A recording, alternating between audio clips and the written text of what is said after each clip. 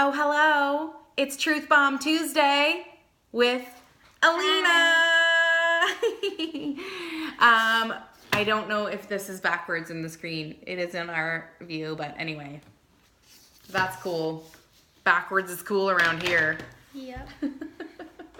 So Alina is my second guest ever on Truth Bomb Tuesday. You may notice it's Wednesday.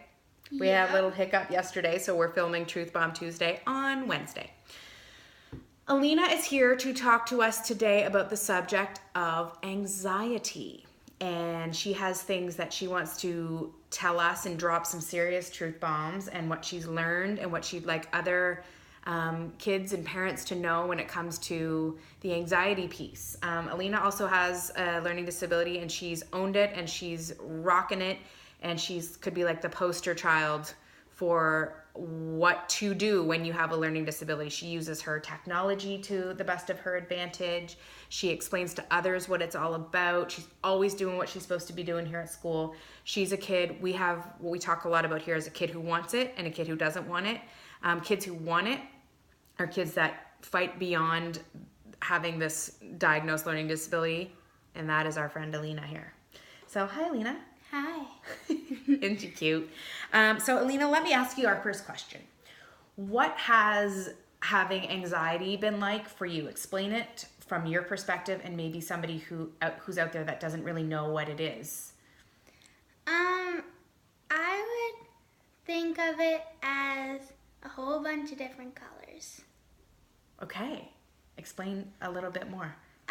Because the different colors, represent different emotions while you have anxiety, like worry, fear, a panic attack, and all those things. So when I think, for me, I have like a bunch of different colors scattered everywhere in one little tiny space in my brain.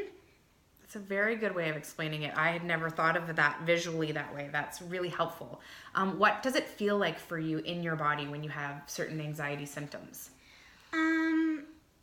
I feel in a dark cave. Okay. And I'm trying to find my way out and trying to use my tools and things that my counselor said I should use to help me get out of the cave. And yeah. So like, what does it feel like in your body? Do you have like heart palpitations? What does it actually feel like? I get sweaty palms. I have a lump in my throat. Sometimes I can't breathe. Sometimes I can't catch my breath. Sometimes I just freeze there and just stand still. Mm-hmm. That used to happen to you a lot more, and I feel over the last couple of years you've really learned some good strategies and tools and forced yourself to kind of work through some of your anxious moments. Tell somebody who is still learning to force themselves to, because the big thing with anxiety is you feel like you have to run away a lot, right? And you want to hide, or you don't want to go in the front door of school or whatever it may be. How have you fought through some of those moments and kept going with whatever it was you're doing? Like the tools I use? Yeah. What are some of the things you've used? I would try and think of the positive, and I would also just tell myself I can do it. I'm strong, I'll get through it, at the end it will be worth it. Mm-hmm. And that just kind of pushes me through, and I get better at it every single time I do it, and I accomplish more with it, and then I feel proud of myself. Goodness me. I'm proud of you too. I think her point in that she pushes herself through and gets better at it with that self-talk. I think self-talk, because I'm a person that has anxiety too, and I tell my kids that every year. They know that I am somebody that has what you would classify as anxiety, but I've learned how to manage it. But there's still days that it affects me. There's still days that it affects you. When you drink, for example, too much coffee. Side note, don't drink too much coffee. Not helpful when you have anxiety. Don't start drinking coffee. I won't. But is that self-talk part that somebody gave me a really good piece of advice once, which was if I talk to myself, or I can talk myself into this situation of feeling scared, I can talk myself out of it. I thought that was really powerful. Like, I'm in control. It's my body that brought on the anxiety. It's my body that can get rid of it.